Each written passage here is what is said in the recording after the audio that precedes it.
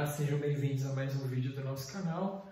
Hoje falaremos sobre arrendamento mercantil, as mudanças que ocorreram relacionadas ao entendimento do que é um contrato de arrendamento, o que é um contrato de prestação de serviços e a forma de contabilizar também esses contratos que foi alterada aí pelas normas internacionais de contabilidade.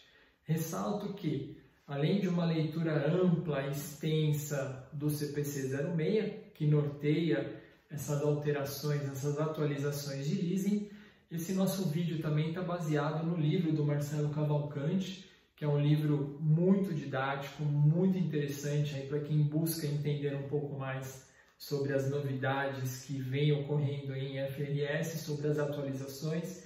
É um livro que tem uma série de casos práticos, uma série de exercícios. Inclusive, um dos casos nós vamos compartilhar aqui no nosso vídeo. E fica aí o convite, é um livro bastante bacana. Fica a indicação aí para quem quiser se aprimorar mais dentro desse assunto. Importante mencionar que todo o embasamento que nós desenvolveremos aqui, ele está pautado no CPC 06, conforme eu disse, além das ótimas dicas aí e conceitos do livro do Marcelo, e isso está diretamente relacionado a uma atualização da norma internacional. Então, houve aí a atualização das IFRS e dentro da IFRS 16, que trata de leasing, de contratos de arrendamento, no Brasil ela foi traduzida aí para a CPC 06, que está dentro dessa revisão que traz aí todas essas novas perspectivas. O que são essas novas perspectivas? Basicamente, o que nós temos que discernir desde janeiro de 2019, quando tudo isso entrou em vigor, é segregação entre o que é um contrato de leasing e o que é um contrato de serviço. Porque o contrato de leasing ele terá uma contabilização diferente do que um contrato de serviços. E como que eu consigo nortear se é um contrato de leasing, se é um contrato de serviços? Pelo conceito de controle, pelo direito de controle. Então, basicamente, sempre que eu tiver controle, sempre que houver um bem específico identificado no contrato e que o cliente, o locador, tiver o controle daquele bem, isso vai gerar um contrato de arrendamento. Quando não houver, isso será um contrato de prestação de serviços. Inclusive, nós temos alguns conceitos e alguns questionamentos para direcionarmos essa análise, esse entendimento e essa decisão se nós estamos trabalhando com um contrato de arrendamento ou se nós estamos trabalhando com um contrato comum de prestação de serviços. Então, quais são os fatos fundamentais que nós temos que levar em consideração? Se eu possuo o controle substancial de todos os benefícios econômicos do uso de um ativo, se eu posso dirigir aquele ativo da forma com que eu desejo, isso significa que eu tenho controle sobre aquele ativo. Portanto, se aquele ativo está explícito dentro de um contrato, isso será configurado como um contrato de arrendamento e não simplesmente como um contrato de prestação de serviços. Existem algumas perguntas básicas para nós entendermos se é um contrato de leasing ou se é um contrato de serviços. E aí, dependendo das respostas, nós já saberemos o que nós teremos que fazer, qual o modelo de contabilização que nós teremos que seguir. Então, vamos lá. Existe um ativo identificado? Se a resposta for não, eu não tenho um ativo específico, já não é leasing, já não tenho que me preocupar nesse contexto. Existe um ativo identificado? Pode haver o leasing. Durante o período em que eu contratar o uso desse ativo identificado, eu posso usufruir de todos os bens, direitos e eu tenho responsabilidade sobre esse bem? Se a resposta for não, serviço. Se a resposta for sim, leasing. E temos mais algumas perguntas aqui que deixam bem claro quando é um contrato de leasing. Tenho o direito de dirigir o propósito desse bem identificado no contrato? Eu vou poder operar esse bem durante o período contratual sem restrições e eu dosando a forma que eu quero operá-lo, a forma que eu quero conduzi-lo e assumindo os benefícios, os bônus, os ônus relacionados a esse bem, eu posso conduzir o caminho, eu posso planejar, predeterminar a forma de utilização desse bem explícito num contrato? Resposta sim, temos um contrato de leasing. E isso é um ponto interessante, por quê? Porque muitas empresas, pegando um exemplo aqui hipotético, alugam sedes para manterem as suas empresas, para manterem as suas operações. E nunca ninguém imobilizou uma sede por intermédio de aluguel. Agora, partindo para essa premissa aqui, vejam que interessante.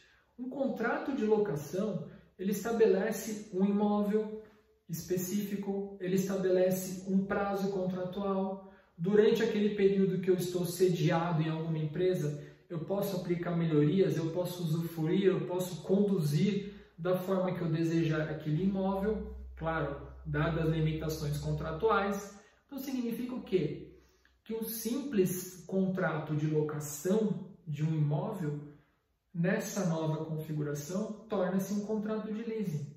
E aí nós temos que tomar todas as cautelas para contabilizarmos como realmente um contrato de leasing, porque houve uma mudança significativa na forma de contabilização.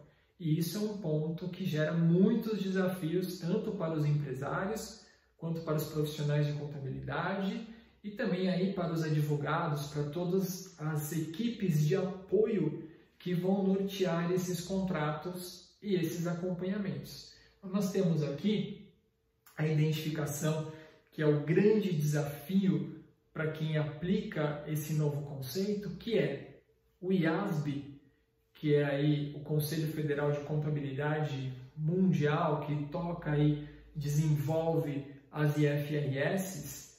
Ele leva em consideração, a partir das IFRS, e isso se aplica ao CPC 06, se aplica ao Brasil, uma única forma de contabilização para os locatários. Seja leasing operacional, seja leasing financeiro, nós teremos que praticar a mesma forma de contabilização, que é o quê? Ativo. Sempre teremos que reconhecer, desde que seja um contrato de leasing, no ativo. E não era assim, como nós fazíamos anteriormente, antes dessa mudança. O leasing financeiro, que tinha a característica de imobilização, nós ativávamos. Já o leasing operacional, que tinha uma caracterização básica de prestação de serviços, nós lançávamos como despesas e apropriávamos periodicamente essas despesas. Portanto, a mudança ela é muito grande e nós temos que tomar aí bastante cuidado em como conduzir a contabilização, o estudo dos contratos e a análise desse novo cenário. Tem um quadro muito interessante que foi divulgado logo aí no início dessa movimentação pela PwC, que deixa bem claro como era e como fica a partir de agora. Então, na IAS 17, que era a norma anterior, quando era operacional, nós simplesmente tratávamos como despesa. Quando era financeiro, nós tratávamos como ativo imobilizado. E agora, seja operacional, seja financeiro, qualquer leasing, qualquer contrato de leasing, nós teremos que ativar. E a partir do momento que nós vamos ativar, nós teremos despesa com depreciação, teremos despesas financeiras, e aí também tem um outro impacto para as empresas de lucro real, que essa despesa com depreciação, essa despesa financeira não são dedutíveis, terão que ser ajustadas no LALUR, terão que ser ajustadas no ELACS, porque elas não têm um efeito operacional. Como que o fisco leva em consideração o arrendamento mercantil para fins tributários? Pelo valor da contraprestação, ou seja, pelo valor que eu paguei mensalmente, é o que eu posso deduzir da minha base de lucro. E aqui a premissa é outra. Aqui eu vou ter na minha DRE a despesa com depreciação e a despesa financeira, e ambas indedutíveis. E o dedutível será a contraprestação, que nem passa pela DRE. Então nós teremos que fazer aí alguns ajustes na parte B do ELACS, na parte B do ELALUR, para podermos conduzir todas essas contabilizações para as empresas de lucro real. Um ponto importante aqui que nós temos que deixar bem claro é ainda a diferença entre o leasing financeiro e o leasing operacional.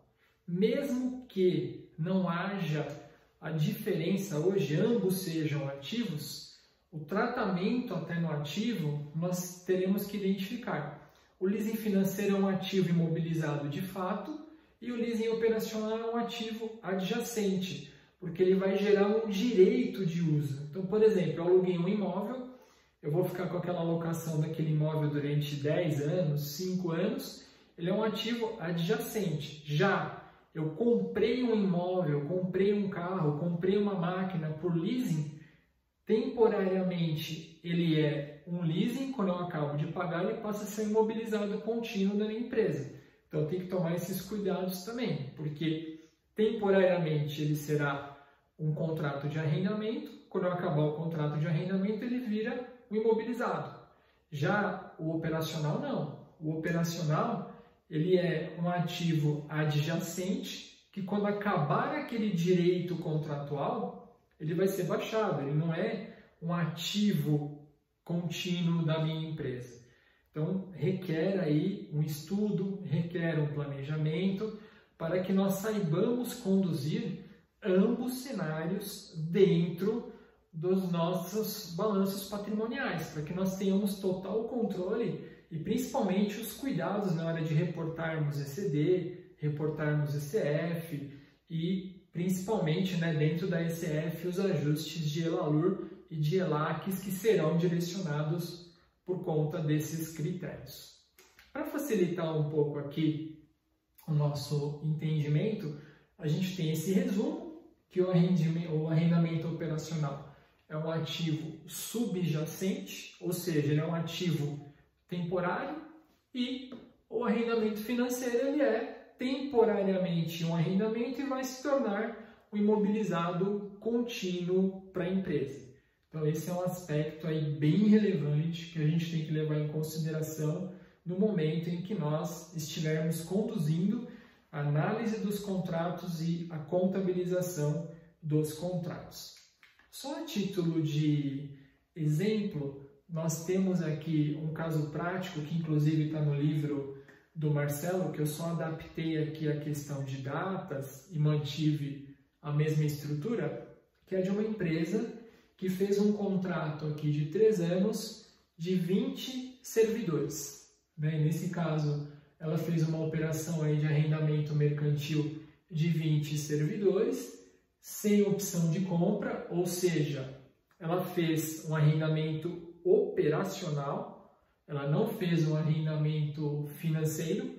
Se ela quisesse permanecer com esses 20 servidores ao término do prazo contratual de arrendamento, seria um leasing financeiro. Como ela opta por não permanecer com esses, não opta pela opção de compra desses 20 servidores, isso torna-se um leasing operacional.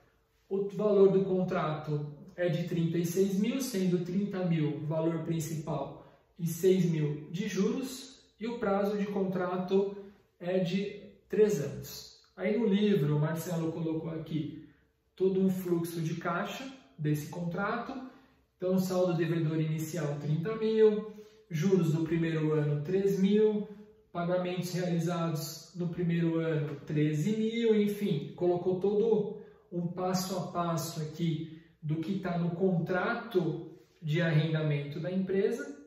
E dentro desse caso aqui do contrato de arrendamento, vamos mostrar como é que fica a contabilização. Nós temos aqui cada movimento, vamos entender um pouquinho aí como é que fica a contabilização desses movimentos nos 3 anos que essa empresa permaneceu com esse ativo subjacente, que é um direito de controle, é um direito de uso de 10 servidores. Lembrando que antes das mudanças de FRS, provavelmente nós lançaríamos somente como despesa esses servidores porque eles não teriam a caracterização de ativo, de controle. Agora não. Durante esses 3 anos que os ativos ficaram com a empresa vai controlar, vai usar os benefícios, vai usufruir dos bônus que esses servidores vão trazer e por isso ela vai ter que contratar aí como realmente contabilizar como um contrato de leasing. Então como é que vai funcionar? No ato da contratação eu vou ter que lançar direito de uso de servidores no ativo subjacente contra o leasing a pagar. Então 30 mil de direito de uso de servidores, o valor que eu terei de leasing a pagar de 36 mil, por quê? Valor principal mais 6 mil de juros. E a diferença, eu terei juros a incorrer no valor de 6 mil reais. Então fiz o registro inicial. Qual outro trabalho que eu vou ter periodicamente? A depreciação. Então nós teremos aqui um ciclo de depreciação de 3 anos. Depreciação do arrendamento, 10 mil reais contra a depreciação acumulada, os 10 mil reais, que aqui seria do primeiro ano. E o que eu vou ter que fazer anualmente também? Registrar os valores que eu paguei. Então no primeiro ano, paguei 13 mil reais. Saiu o dinheiro do caixa equivalente de caixa, vou baixar aqui do meu arrendamento a pagar. E a partir do momento que eu faço o pagamento, aí eu tenho a competência dos juros, então eu tenho que apropriar também a despesa financeira do período. Qual a despesa financeira do primeiro ano? 3 mil reais. Então vou gerar a despesa financeira do primeiro ano, vou abater aqui dos juros a incorrer. E isso nós teremos que fazer até que o contrato seja encerrado. Nos 3 anos do contrato, nós teremos que fazer isso. E qual a diferença aqui para o leasing financeiro? No leasing financeiro, quando eu acabar o contrato, isso vai ficar imobilizado da minha empresa. No leasing operacional, não. Quando eu acabo o contrato, eu tenho aqui um saldo, direito de uso de servidores 30 mil e uma depreciação acumulada desse direito de uso 30 mil, ou seja, zerou o meu direito, acabou o meu direito, eu não tenho mais esse ativo subjacente dentro da minha contabilidade. No entanto, durante o ciclo de contrato, ele ficou ativado na minha empresa. E aí o desafio: essa despesa financeira é dedutível? Não. Essa despesa com depreciação é dedutível? Não. O que é dedutível com base no regulamento de imposto de renda? O valor pago das contraprestações. Então, se nós fizermos aqui uma análise bem simplista, no primeiro ano, eu tive 3 mil de despesa financeira, mais 10 mil de despesa com arrendamento. Daria uma despesa aqui de 13 mil. Eu tive um pagamento também de 13 mil. Em tese, não teria qualquer diferença aqui com base na dedução fiscal. Porém, conforme instruções normativas, o fisco deixa bem claro que essa despesa é indedutível, essa despesa é indedutível, ambas têm que ser ajustadas e esse valor é dedutível. No segundo ano, 2 mil despesa financeira, mais 10 mil, 12. Aqui também 12. No terceiro, ou seja, não teríamos nenhum impacto nesse caso. Pode ser que em alguns casos nós tenhamos impactos de acordo com o prazo de depreciação ou não. Depende se é leasing financeiro, se é leasing operacional. Agora, o tratamento desse leasing é bem claro que nós não podemos deduzir, uma vez que não é um ativo imobilizado da empresa, é simplesmente um serviço na base do fisco, no entendimento do fisco. Ela está contratando servidores, está pagando um valor mensal, anual por esses servidores, e no regulamento fiscal o valor da contraprestação é o que seria dedutível.